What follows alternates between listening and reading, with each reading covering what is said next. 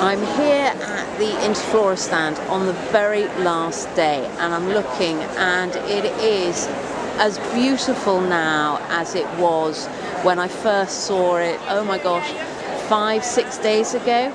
And I actually have the good peeps who made it, and they're just coming into shot, I think. They have been in front of the cameras so much the last few days. And your last call is F&WB TV. Saving the best till last. Oh, thank you, darling. David Ragg, David Denyer, obviously the people in charge of the Interflora in Perspective stand. It is, or a sense of perspective, let's get the title right. I've read it so much everywhere, you think I know it. It's Saturday, 12 o'clock, so we're nearly at the end, something like that. I haven't got a clue what the date or day is, to be honest. I couldn't tell you what day it is anymore. How has it been? How do you feel today? It's been a very, very, very good week. I mean, incredibly good. The feedback we've had from the public and the press has been outstanding. I think it surprised us both, don't you think, Dave? Yeah. Oh, totally. I mean, I think the important thing for me is what the public think. And to have so many amazing comments. I mean, we've both been, some ways, almost quite tearful of what people have said. You know, they seem to be inspired and in awe of it, and they've just loved it, which means it means a huge amount to me. I mean, it has. I think this Chelsea, I don't know if it's just that we're all very tired, but it just seems very, very emotional. There's been a lot of emotion seeing how our flowers have inspired and made people feel. David, you were saying this earlier as well. Well, I was, and I've spoken to so many people through the week who have said literally that it is the most incredible thing they've ever seen in their life, not just this week.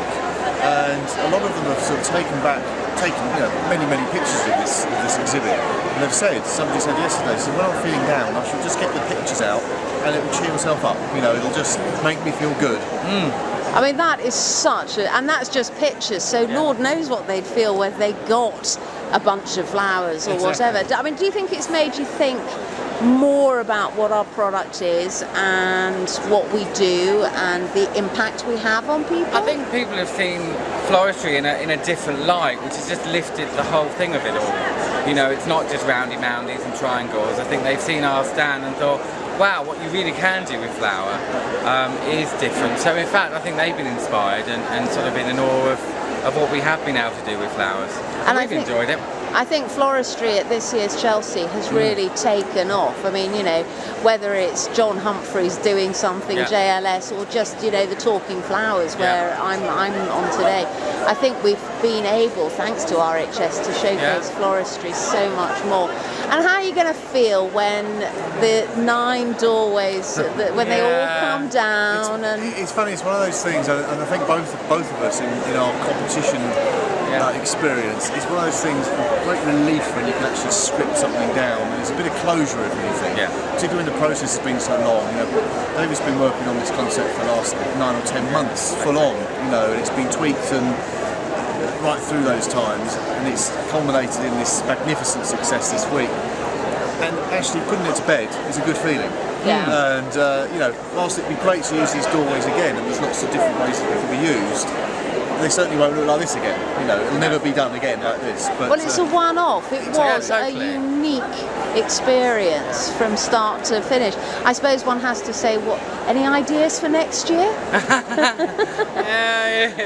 Possibly. I mean, like any designer, I think both of us, you've finished one thing and you have to move on. This is why closure today will be quite nice, because it'll put it back in its box. And then we can just start actually doing something new again. So yeah, I think we've had a few conversations, lucidly walking around, possibly, who knows, maybe. But yeah, the ideas have already started to flow. I think the challenge, you know, would always be the success of last year and this year.